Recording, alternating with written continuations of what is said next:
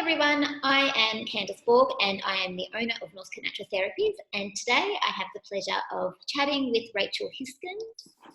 Hi Rachel. Hi Candice. Rachel is our arts therapist, our creative couples counsellor, and we thought today that we would just check in with each other and have a bit of a chat about couples living and working together through COVID-19. Because we know that, in this dynamic that it's just quite a strange dynamic that we're not used to. So we thought we'd just discuss maybe some tips and tricks on how couples can survive this lockdown together. Thanks, Candice. So being in a couple, where should we begin to deal with our own anxiety and that of our partners? If our partners are feeling a little bit anxious, then how do we, and we are, how do we navigate that?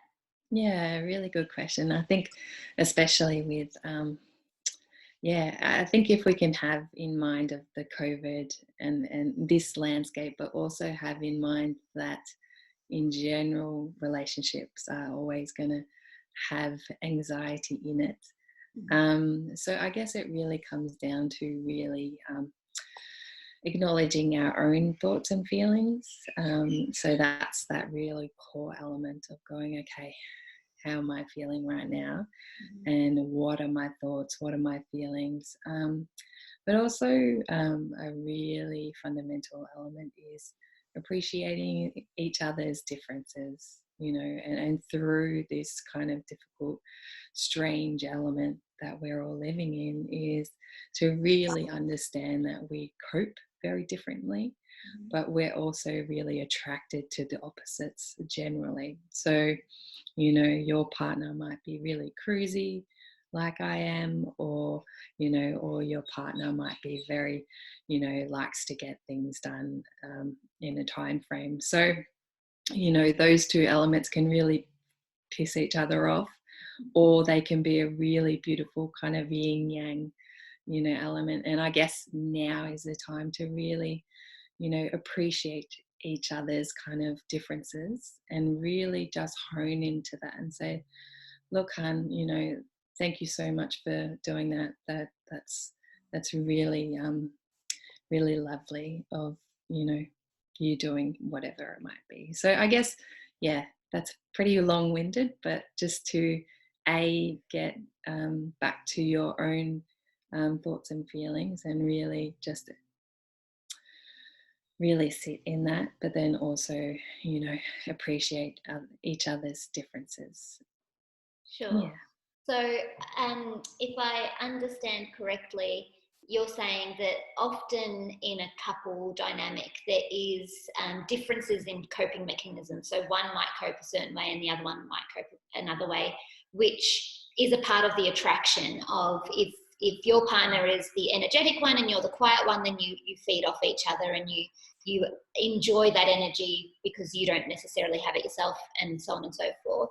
So I guess in this dynamic, you're saying that because the opposites are what attract, but when you are in nothing but the opposites, that's what can be that real challenge of, well, why won't he just, or why won't she just, or I'm doing the best that I can, and not seeing each other. Is that what you're saying? Yeah, I think because that negative bias that we all have, we kind of float to the, he doesn't get me, or she doesn't get me, or, why doesn't she do that, and so forth. So it's really kind of not going down that negative, bias and going, appreciating, and going, okay, I know we're different. We're not the same person, and really celebrating each other's differences in this time. So it's, it's a weird space to be, but a really beautiful, it's a bit of a dress rehearsal of, okay, what do we want our life to be like? We want to be connected, but we also want to feel freedom. We want to be intimate, but we also want the element of being expressive, or whatever it might be. So it's really, appreciating each other for who we are. Yeah, sure. And you were saying that first part that you said too was about checking in with yourself. Mm. So, what do you mean by that? Yeah, great. I guess it really does come down to self-regulation. So, really reflecting on your internal world. And, are you starting to get really agitated? Is your heartbeat starting to pump? Are you getting triggered by, something your partner has said or done, or, so I guess it's, rather than being defensive or trying to dissect what the hell's going on between you. It's really about coming back to the basics and going, okay, I'm noticing in me that I'm starting to get triggered. I'm not going to take things personally per se, but I'm going to really self-regulate. So what do I need to do in this moment? Do I need a bit of space? Do I need to go and listen to some really calming music? Do I need to just, focus on my breath? Do I, do some drawing, playing guitar, like just that element of self-regulation, and really starting to bring your body back to your, breath. And really, so I think that's the real fundamental point of anxiety in general, is to really go, what's going on with my thoughts and my feelings and unconscious beliefs, whatever it might be, and go, okay, let's just come down, let's connect, and let's take deep breaths. Let's kind of, we're going to be okay. So self-regulation can look really different for everyone. Yeah. So yeah, does that make sense? Yeah, and I imagine for some people, self-regulation might be jumping up and down on the spot, making noise, Yeah, running, or doing something really vibrant rather exactly. than Yeah, could be it could be in all different ways. And I guess with that as well, so if you're feeling you're in lockdown with your partner who you love more than anything else, but they're driving you batty. And then I guess what you're saying is, okay, so self-regulate. What is it that's driving me batty? What is it that I can't control this situation? Is it that actually it's more work than him or her, but they happen to be in front of me and I can't yell at my boss, but I can yell at my partner? Whether we should or shouldn't is a completely different thing. Yeah. So, okay, what am I feeling? How can I self-regulate that? Do I need to go for a walk? Do I need to call time out? Do I need, what do I need? And then would you say also then, obviously, to communicate that with your partner, that just saying, look, I'm angry and I don't even know if I'm angry at you, but I'm angry and I'm seeing anger at you for some reason. So just give me 5, give me 10, don't talk to me for the next half an hour. Yeah. Suggest. Yeah, beautiful. So I guess a lot of the experts are saying, even go back to basics and have a bit of a code word. So to really represent a pause in the relationship, or what is happening between you two. Doesn't mean that you're not going to come back and talk about it. It just means, hey, I'm really fucking triggered at the moment and I need space. Yeah. So in order for you to really, in a relationship, whatever it might be, one person, generally needs a bit of time. One person really wants to get to the point, and fine tune what's going on. So I guess it's, having a code word and going, Candice, okay, banana, whatever it might be. It can be really silly or stupid, and then, you've already organized, okay, if I've said banana, it's my responsibility to come back when I'm ready, Okay. So, that when I say banana, it means that A, you just need time. 2, it's not probably about you. It's about their own internal stresses, anxiety, whatever it might be. So, differentiate the two can really be of benefit as well. So, the code word is just a pause. It's like, okay, it's just a pause. We are living in in the 1-bedroom apartment, you know, it is going to be like, I'm going to probably need to, you know, say pause sometimes. So, and I guess it's about doing it in a potential playful way as well, and just going, oh man, you know, I'm really angry and I don't know why. Yeah. And I just need to say banana, you know, and then you go in the kitchen or go for a walk or whatever it might be. So that just, yeah, it's just a nicer way to and of course you have to talk about, you know, what that looks like for you, and understand why, you know, you might both get triggered or you both need a bit of space, or, you know, if you say banana, that means for you, I just need a cuddle and I just want you to, you know, just say things are shit, you know, but not to fix anything. If I say banana, then I know, okay, 5 minutes, we're just going to cuddle. Yeah. You know, for the opposite person, it might be like banana, and that means I need to leave you alone. I need you to just be okay. You go do your thing. And then when you come back, then I can really check in with you. So does that? Yeah, Yeah. absolutely. And I guess with that code word, then as you said, there might be multiple code words. So banana might mean cuddle for both parties, but then apple might mean leave me the fuck alone for 5. Yeah, exactly. You know, and orange might be the Incredible Hulk is just about to come in. Yeah, so, I'm gonna lose my shit. You know, or maybe orange is you need to take the kids out. I need space, or whatever that looks like. So I guess, and I think as well, the thing that I really like about that code word concept or idea is that it can be fun. Like you can use a fun word. So even saying it kind of makes you giggle a little bit to yourself. You know? Yeah, I did. Yeah, even saying banana, I was like, or it could be an action. Like you don't. Any of this stuff is just, you know, there's no wrong way. You know, so it's really finding what resonates with both of you to, exactly, cut through the detail and the bullshit, just going, okay, can we bring humor back?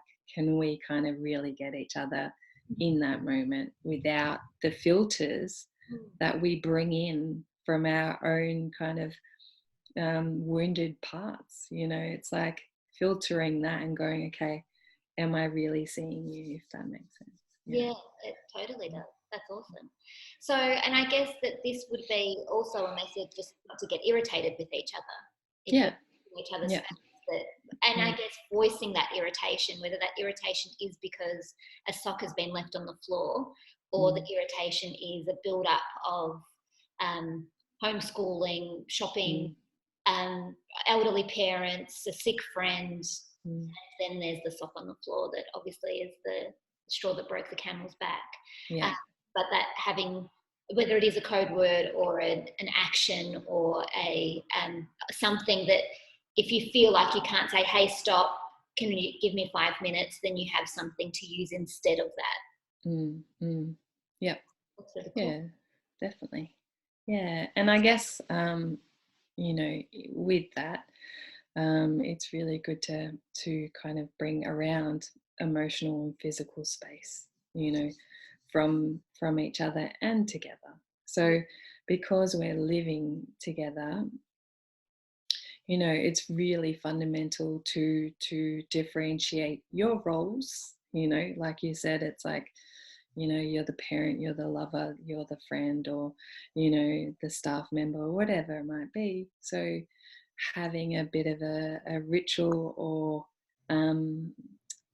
routines around your day to really understand when it is like, you know, in the morning it's walk time or exercise, you know, and you really internally know, you know, that's the different stages of the day.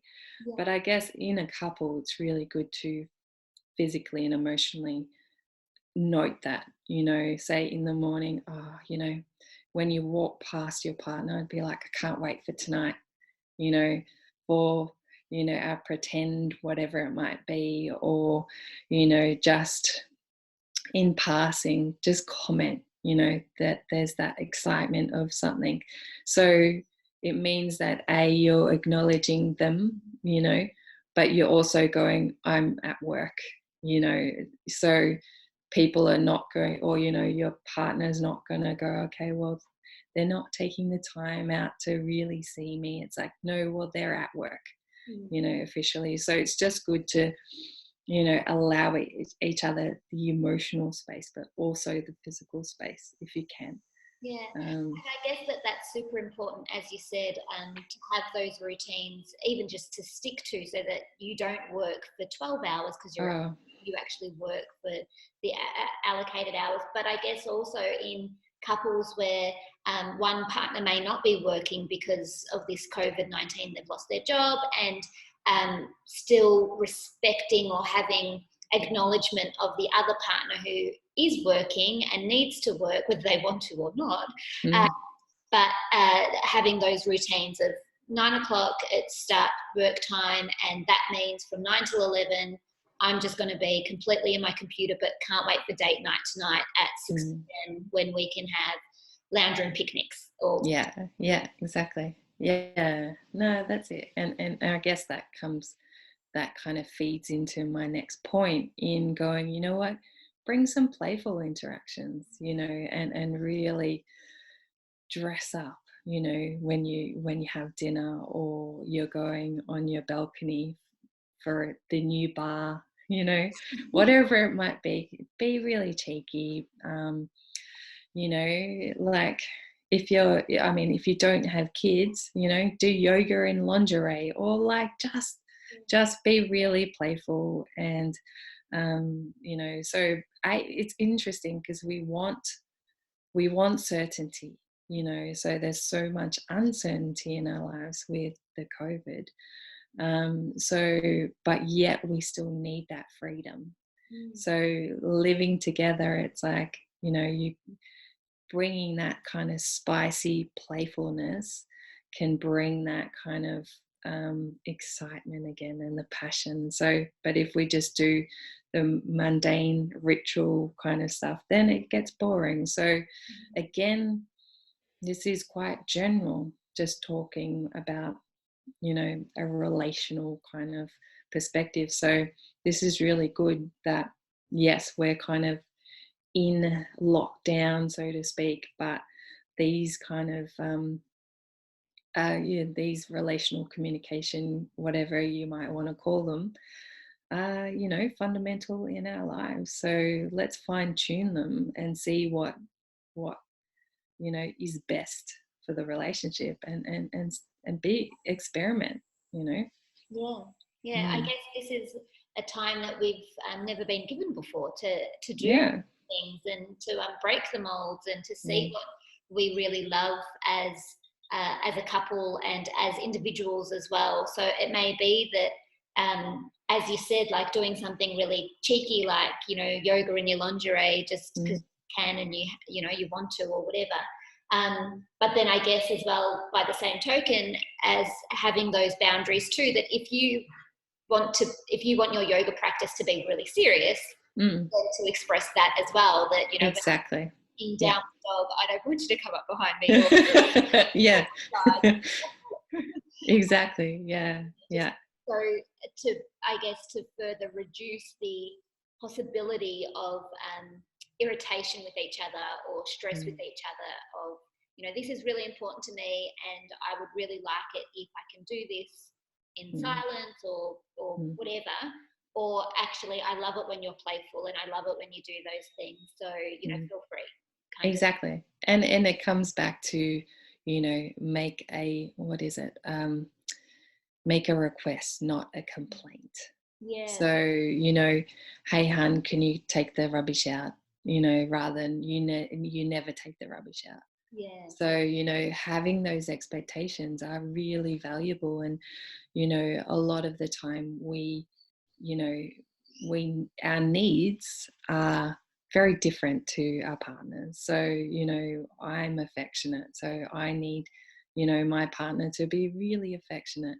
But that's my responsibility to say, hey, these are my expectations, and for you to really understand them, but also for me to recognize, okay, what are they wanting, and to really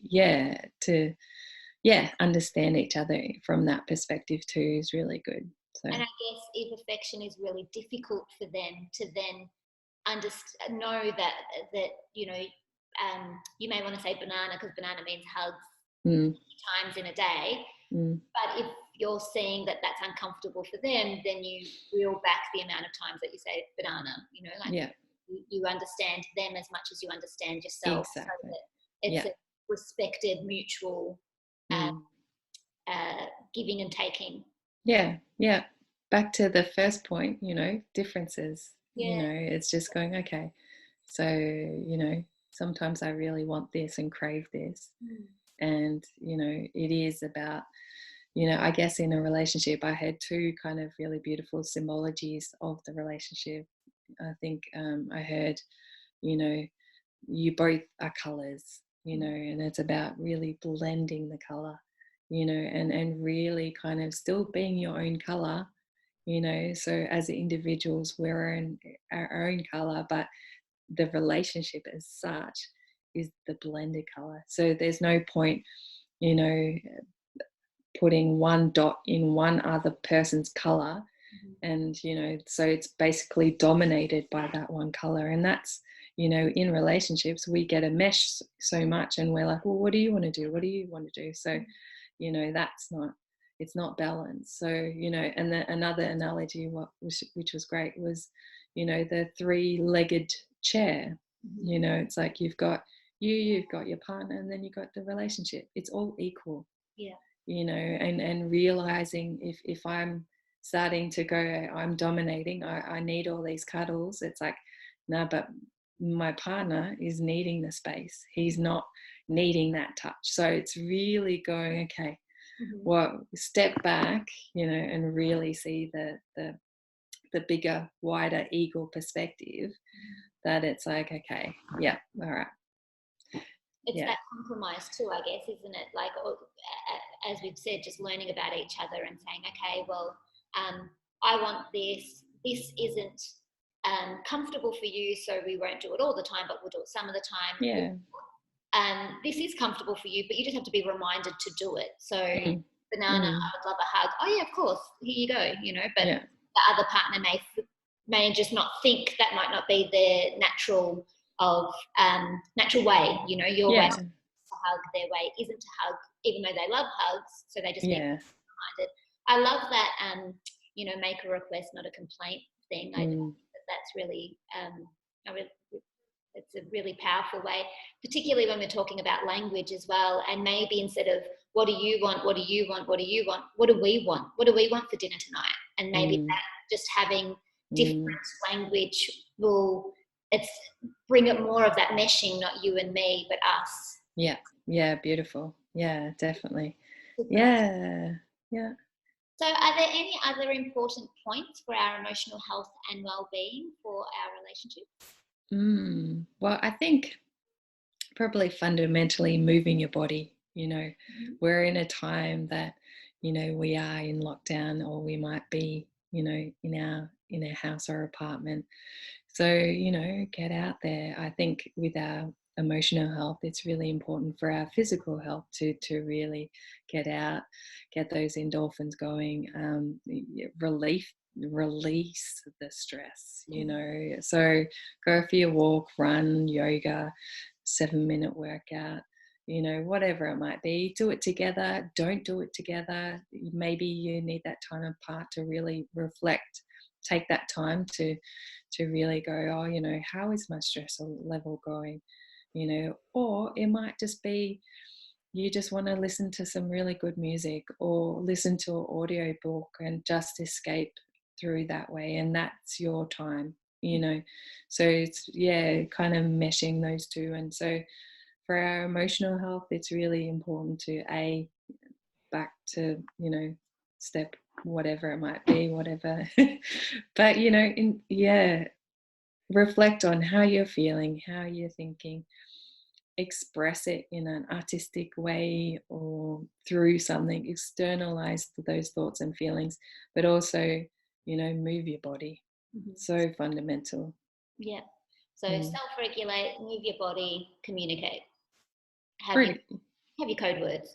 yeah.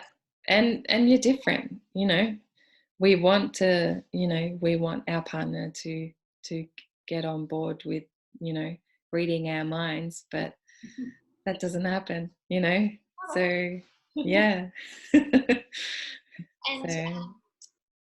So and I guess with that, like, because we're self-regulating, we've got code words and things like that, but also just having that self-respect and that self-acceptance of, I might lose my shit from time to time, and that doesn't make me a bad person. yeah. What makes it difficult is if I don't communicate that I'm losing my shit, or I'm about to, or I have. Yeah. And just having those conversations. And on the flip side, if your partner is losing their shit or just so stressed, to go, just to acknowledge that it's stressful at the moment, and not to take it personally, that it's an attack against you. Yeah. It's like the world is fucked up at the moment, and just name it. You got to name it to tame it, as they say. And I guess, bringing the relationship back to, a beautiful car. You need to maintain your car. You need to, at the moment, we're changing gears. We're slowing down a little bit at the moment. So we're going from, sixth gear into like first gear, and really acknowledging that the landscape, the car is needing, a bit of topping up at the moment. This is a good time to do that. But I learned that there's the Gary Chapman, the 5 love languages. He has an app, and it's called Love Language Nudge. So if that's something that you and your partner might want to just experiment and try and see, what your love languages are, which it just might be a nice kind of resource.